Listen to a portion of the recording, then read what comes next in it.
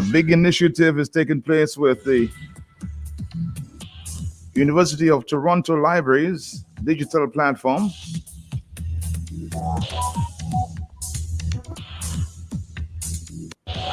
And two Dominicans, prominent Dominicans, authors, will talk to us this morning about this big initiative. Let me introduce Dr. Irvin Andre, Justice Andre, and Mr. Gabriel Christian, a prominent attorney, Dominican attorney in Maryland. Good morning to you, sir. How are you doing, Mr. Gabriel? How are you this morning? Good morning, Brother Matt. Good morning to our beloved folk at home and abroad, and good morning to Brother Irving. We thank you, 95, for having us on. Good morning, Irvin Andre. How are you? Good morning, Mr. Matt. I hope you're having a good day, and obviously good morning to my esteemed colleague, Mr. Christian. And it is somewhat of a mixed blessing that we're with you today to discuss this initiative, because unfortunately, as Rome burns, we wine and dine, and we pay Bongo Man $1 million to sing on a night that he never appeared. So yes, it is another beautiful day in paradise. Again, let's reintroduce the subject, if you will. Brother Gabriel Christian, what is this big initiative about that we should be so excited about? Well, first of all, let me say that this morning we're very sober in our reflection. We're very prayerful for our country, because at this moment, while there is a great recognition of the works of Casse Press, the works of history we've done, we grieve as Brother Danny, my classmate, Danny Lugay, my classmate of 1972. We entered grammar school together. I listened to him talk about what is indeed a crime emergency, 16 murders. And so before we talk about the fact that the largest university in Canada, as of this year, has agreed to enroll the entire back catalog of Casse Press onto the largest digital platform of any library system in the world. That is the honor that's been paid to us by Canada, by Canada's largest university. So it does us great honor as Dominicans. Irving and I, having started way back in the 1970s at the Roseau Public Library, to have now our library, which is in ruins, but now we will be on the cloud, so that folks all over the world, academics, students, researchers, sociologists, historians, anthropologists, will be able to download on their phones, their laptops, their computers, their tablets, the works of Casse Press. So we've been recognized by a world-class institution, and it makes us proud as Dominicans, while at the same time, on our island, we see that decline in discipline, in peaceful conduct. We need to speak to the betterment of our people, and we join with Brother Danny. Casse Press does. I know Judge Andre, who is part of the judiciary. I'm also, in my own way, part of that. We join with him as writers who've written about our country. We join with him in calling for a national assembly to address the destruction of peaceful living in the country that we love. But before saying any more about the University of Toronto, which will salute Dominican literature and history on November 4th in Toronto, Canada, I'll turn over to my brother of many, many years and writing partner, Judge Andre. Judge Andre. Yeah, thank you. Thank you for the great introduction, Gabriel. Let me salute you, certainly for the wonderful contribution you've made to the Dominica politic, whether it is the social, political, historical, or whatever. You've stood not like a candle in the wind, but you stood like a proud tree, perhaps a breadfruit tree, in the midst of the turbulence that unfortunately now swirls around Dominica. Yes, we are having this function, and I'm happy to say, in many ways, that it is a function being sponsored by the University of Toronto, and they've specifically requested of us that it should coincide with the celebration of Dominica National Day, the celebrations on about November 4th, and they've invited us to bringing some of our artists, our cultural folk, to perform some of our traditional songs and dances, and we've endeavored to do that because we will have a contingent of performers on that day, courtesy of the University of Toronto, and we will also have refreshments.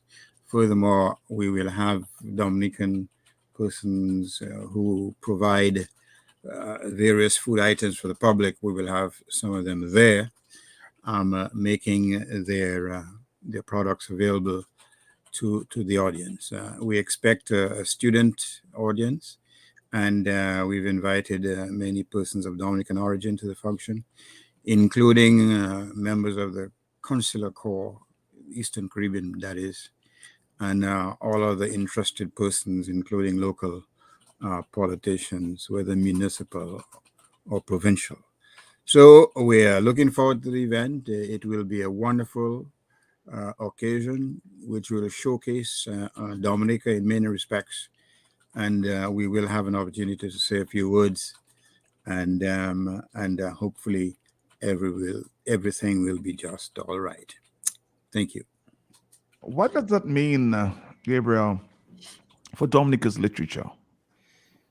Well, it is a manifestation in real terms of the old biblical adage, perhaps, that prophets are never welcome in your own country.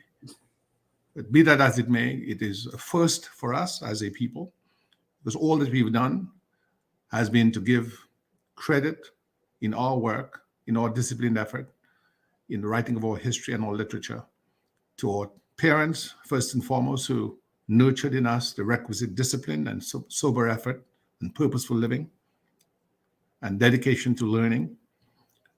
So we give thanks to them, our parents, our family members. We also give thanks to our teachers. We were very fortunate to have been nourished by people like Alwyn Bully, Polydor of the Sixth Form College, Dorothy Levy, who taught us English literature, who interestingly was a graduate of the University of Toronto in 1966.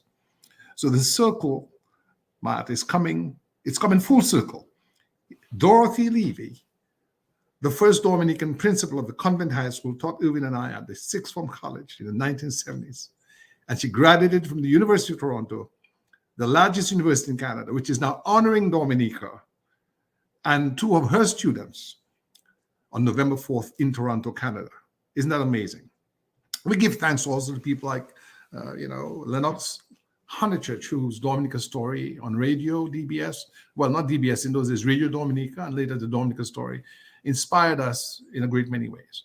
We don't forget the cultural division, people like Raymond Lawrence and the others who were also inspirational, the People's Action Theater. So we came up in a time of Creole nationalism.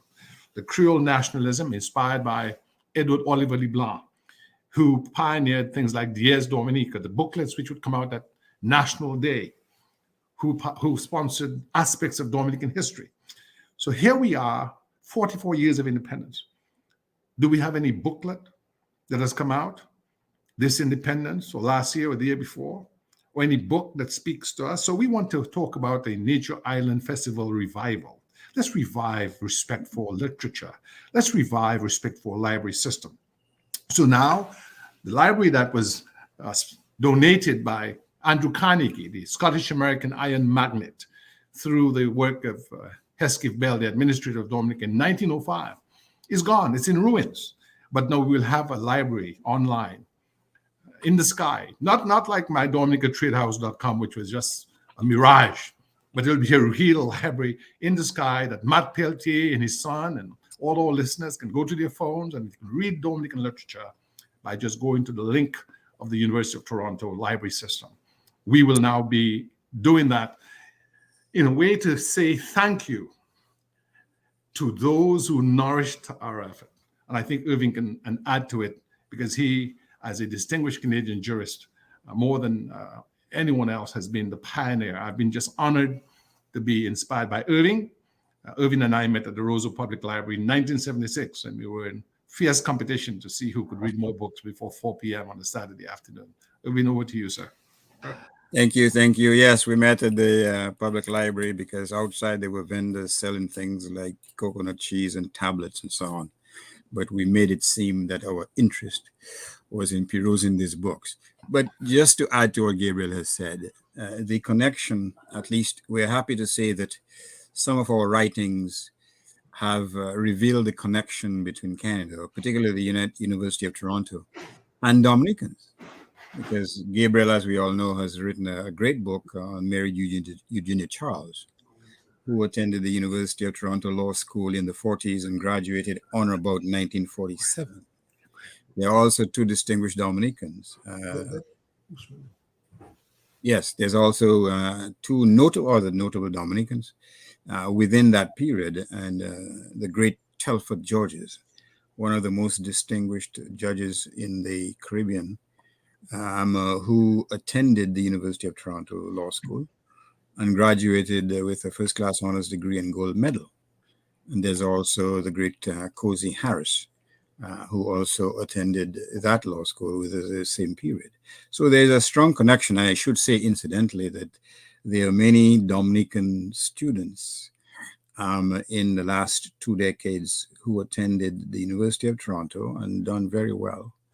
And they continue to establish a great reputation of scholarship, and so on at the university. So this is merely an exposition of that connection. We are happy and proud that at least the university showed an interest in what we've done. We can certainly benefit from the tremendous amount of scholarly and technological capital that they can bring to bear, evidenced by the fact that they've basically digitized most of our works.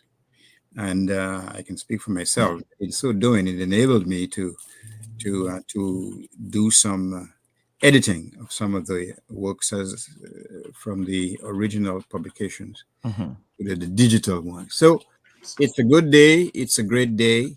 But again, we are mindful of the moral crisis which has besieged and is besieging Dominica. And certainly we hope that that can be addressed as a priority, as opposed to another day of debauchery and criminality. But tell me, I mean, it's your 30th anniversary as well, Gabriel. Your 30th anniversary of Casse Press, yes? Indeed, it's our 30th anniversary. Our first book, In Search of Eden, Dominica, The Travails of a Caribbean Mini-State, came out in 1992 and spoke to the heritage of our people, both formerly enslaved African people and Kalinago people. But let me join Brother Irving, who's a man of law and order. And let me join you too, Matt, because Matt, you were with us in 2000 when we, with the direction of Rosie Douglas, who graduated from, his studies in Canada. We came to revive the Dominican Cadet Corps. And interesting enough, Lieutenant Francis Richards, who later became the commandant of the Cadet Corps, was trained as an Army cadet in 1969 by the Canadian Army at Camp Valcartier in Quebec with Tony Sorrento. So even with the Cadet Corps revival of 2000, the leading figure was a trainee of the Canadian Army's Cadet Corps program, Francis Richards, who you know, Matt, and most Dominicans know. And why am I mentioning the Cadet Corps at this time? I'm an old cadet. Irvin presents as an old cadet himself, even if he may not have worn the uniform. He was at the hostel and could see us on parade. We need to have a conference to address this crime emergency. We cannot build a society based on jump and wine and burn a boy who's burnt all our money and disrespected us. We cannot do anything meaningful without getting our brownie leaders or guides or rangers or cadets or scouts to come to the Goodwill Parish Hall or the St. Charles Hall, investigate, examine, discuss the moral crisis gripping our land. Why is it that young boys and girls are misled into thinking you can build anything meaningful by jump, whine, and rolling around in the street? We shall not overcome in an atmosphere of that moral decay and degradation. We have to return to the value engineering of make hay while the sun shines. Honesty is the best policy. Waste not, want not. Understanding that birds of a feather flock together. So Irvin and I, we flocked together around study. We flocked together around discipline. We flocked together around the Roseau Public Library, which we are committed to rebuilding, and we have started by having the Roseau Public Library live through this relationship with Casse Press. And one day we hope we can join with our fellow Dominicans to have the real building built. But now, Casse Press, two of us being people about rule of law, we want our people with Brother Lugue and others in and out of government to address this crime emergency. We're not going to get any investment. We're not going to get diaspora people to return home and build their homes and live if the environment is fraught with threat and lawlessness. And so, as an old cadet who was honored to work with people like Major Earl Johnson and Major Twistleton Bertrand under the auspices of then Police Commissioner Oliver N. Phillip, the best police commissioner we ever had, let's return to a professional police service that works with the community. Let's return to young people who provided vocational skills at the Londonderry Youth Camp of the 1970s. So they have things that they can do in welding, in construction, in masonry, in plumbing, in agriculture. So that way they are focused on productive things. We cannot continue to mislead our young people with handouts, with jump up, with high-priced artists, to the disregard of our local artists, mind you, not engaged in sort of book festivals and the printing of works that explore our literature, our history, our poetry, as Brother Irving has done by example. Brother Irving has been an exemplary person. I have been honored to be associated with him, and I'm asking all Dominicans today, in particular our government, to move away from the destructive politics where we engage in the sort of defamatory and lowbrow calling of names. Let's now exalt those cultural icons that we've had, like Sonia Lloyd, to build a better country that is law-abiding. Look at Haiti. We don't want to go in that direction. Irvin Andre. Yeah, very well said, Gabriel, as usual. But, many callers on Matt program, particularly the ladies, because the ladies have shown a moral fortitude that in many respects is conspicuous by its absence among the male counterparts. But many of those scholars sometimes have occasion to say this, les bons, dit bon. and again, I say that to commend Q95, Matt Peltier, with the tremendous support, they've given us over the years. Q95, Mr. Gregoire has broadcasted many book launchings I've done in Dominica at the drop of a hat, without any preconditions, without any ifs or buts, ands, and so on. Matt Peltier certainly has interviewed me on a number of occasions about various books and so on. And they have shown, or they have manifested a very fun, genuine desire to assist those of us who are engaged in this, in many respects, lonely journey of discovery. So again, let me publicly say that I commend the position taken by Q, the tremendous help they've given. Look, tonight they're hosting a forum on the whole question of the World Creole Festival. I am certainly looking to listen to it rather eagerly, because I have some strong views as to the direction that festival has taken. One which has unfortunately resulted in the virtual evisceration, the abortion of the creative energy of so many Dominican artists. And I echo the view of many persons who lament the fact that we, perhaps as evidence of our inferiority, we look for all these so-called high-priced artists to legitimize our festival so that we can be accepted at the table. And we get burnt year after year, either by way of high fees, by way of vulgar contents. I mean, a few years ago, one of our so-called regional stars stayed at Fort Young and accused them of stealing his golden jewelry worth over $20,000. And when an investigation was conducted, it was found that he had made similar allegations against another hotel in another country. But you see, we have this obsession to be acknowledged. So we pick up all these fellows wherever they are, whether in Jamaica, whether in Africa, and so on, and we get burnt, whether by them refusing to sing their cardinal songs, or whether by lukewarm performances, or just sticking it to the Dominican public, while people like, what's his name, Nasio, has to remain in his drawing room looking at television or listening on DBS or wherever to the festival and shaking his head, as others do, in ultimate disgust. In any other country, this whole DFC would be fired. But I think I have said too much. Thanks. Said too much. As we wrap up this morning there, I want us to reflect 44 years we're celebrating, observing tomorrow. Where have we gone? Now, where are we going, Gabriel Christian? The first to you as we wrap up this morning.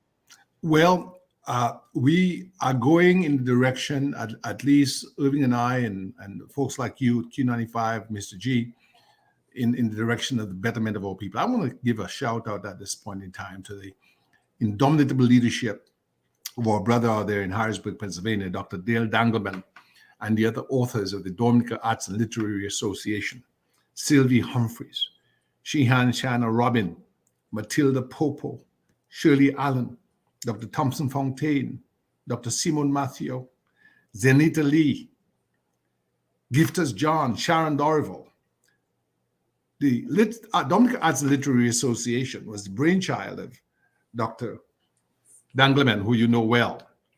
Why do I mention this? It's only by organization, organized effort, and working together, as Irvin and I have done over 30 years now, that we shall rise. Because we started writing in 92, but we actually started, that is publishing, in a book form. But our first publication, Irvin will tell you, was pre-independence in 1977, when as members of the Popular Independence Committee, cadre number 1 of Roseau, we published a little magazine called Vanguard, the voice of the working people. At that time, we were members of the Popular Independence Committee led by Rosie Douglas, the same Rosie Douglas, Matt, who introduced me to you in the French Quarter in New Orleans one March morning in 2000. And so let us organize ourselves. It's only by that organized effort, that studied effort, that sobriety in our discourse, and the move away from the debasement of our culture, the disrespect of our people, the lack of dignity, the lack of lawful relations and law-abiding governance that respects rule of law, respects procurement law, respects the Finance Act, respects the need for professional service in the way of the civil service, respects a professional police service that will do its job and not be politicized. It's only by doing those things that are meaningful, as Irvin and I have sought to do in literature and in rendering our history in written form, that we can rise. We are a great people. We are an intelligent people.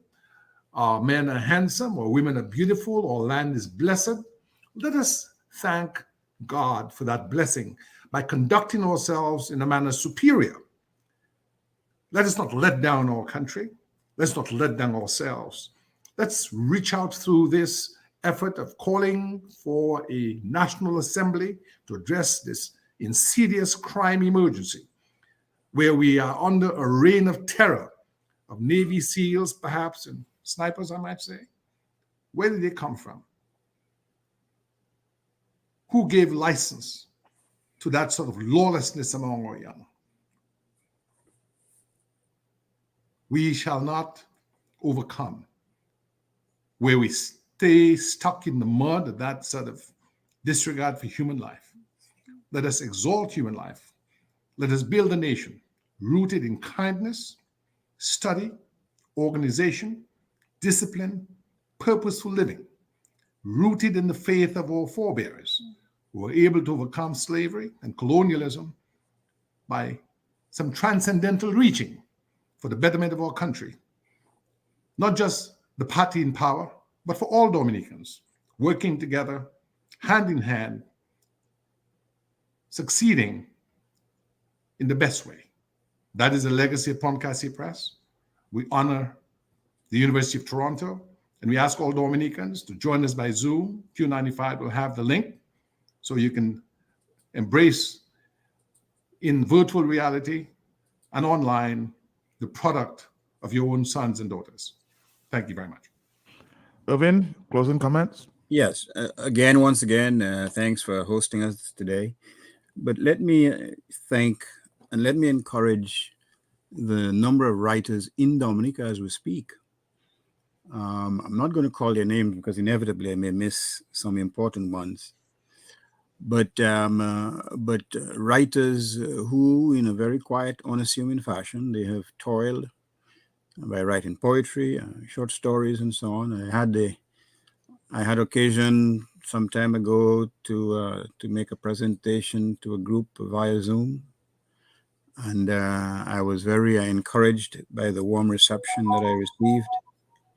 And as I said to them, I hope they continue doing what they're doing. This is not a popularity sport. This is not exactly selling grafted mangoes. It is something that you have to work on. You have to stick to it. But it was very warming that among the group I spoke to, there were persons in the magistracy, educators, students, teachers, and they had formed a group, and they were producing works of art. And certainly we hope that with this collaboration we have with the U of T, there will come a time when we can introduce to the digital catalog of the university some of the works of our brothers and sisters in Dominica. But again, let us be glad and let us reflect on the positive contributions we can make to Dominica. Let us be able to say that, yes, we do have cause to celebrate, not just the superficial interests or activities, but the fundamental changes and the fundamental developments and the fundamental achievements we have made as a country and as a people. Every journey starts with one small step. And I would like to think, I hope I can think that we have made at least that first step to bring us much further than we currently are. So again, I thank you for listening. I thank the station, Matt. I thank you for the work you're doing. It is very important work. It is work, as you've said many times, that you've garnered enemies because of the work you're doing. But unless you cause that type of reaction, unless you do so, then you are not the author of meaningful change in Dominica. And that's the fundamental point. That's the paradox, that to achieve fundamental change, you make enemies, because they're those who always want to maintain the status quo, a status quo which, quite frankly, is destructive in so many respects. We in Dominica should know that more than any other island in the Eastern Caribbean. So let us end on a positive note. Let us be bold, let us strive, and let's be happy. Thank you very much. Thank you, Justice Andre. Thank you, Mr. Gabriel Christian. I want to chime in there for one more time, 1 minute. Yes, go ahead. Yeah, just quickly, as I salute Brother Andre and our relationship of more than 40 years, I would be remiss if I didn't mention that Ali Lazar has put forth a very good anthology of Dominican literature.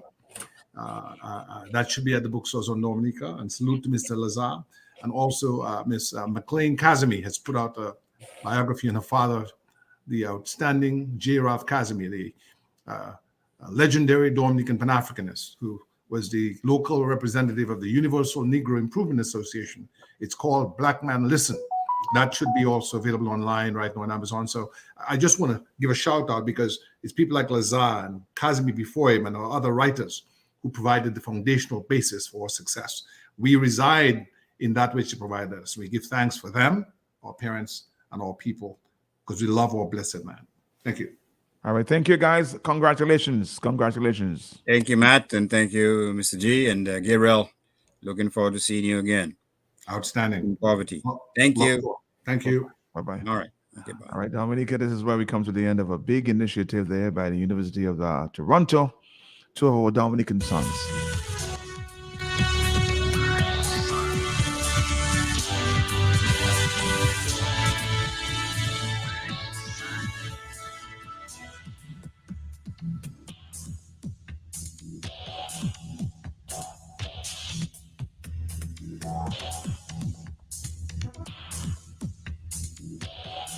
And of course, I'm just hearing from Dr. Dale Dangleben that one of the things he want to do for Dominica is to open a bookstore. We can promote Dominica literature.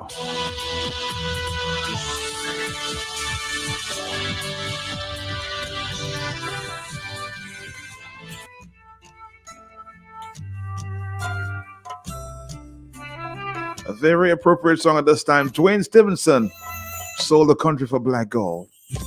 Bombs over Baghdad, no peace for Palestine. Gunshots in Kabul, and no one has the time to care. No place to bury the dead and carnage everywhere. Hardship sparking genocide, the people choosing suicide. It's your boy. You have led us down this path